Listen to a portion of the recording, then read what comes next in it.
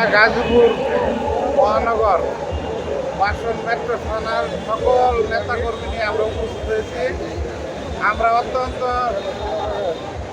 অত্যন্ত খুশি মনে আমরা সকলে সকাল ভোর থেকে এইখানে রাজপথে এসে দাঁড়িয়েছি। আমাদের তিনবারের সাবেক প্রধানমন্ত্রী বেগম খালেদা জিয়া লন্ডন থেকে চিকিৎসা করে সুস্থ হয়ে বাংলাদেশের মাটিতে এসে নামবেন, এদিক দিয়েই তার বাসভবন ফিরোজায় চলে যাবেন।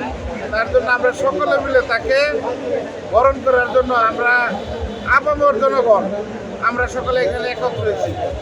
আপনাদের সকলের সহযোগিতা চাই, রাস্তার যাতে যানজট না সৃষ্টি হয়, সাধারণ মানুষের চলাচলে যাতে বিঘ্ন না ঘটে। আমরা দেশনেত্রীর বেগম খালেদা জিয়ার সৈনিক, শহীদ রাষ্ট্রপতি জিয়া রহমানের সৈনিক, আমাদের মাননীয় ভারপ্রাপ্ত চেয়ারম্যান তারেক রহমানের সৈনিক। খালেদা জিয়া বয় নাই, রাজপথ ছাড়ি নাই।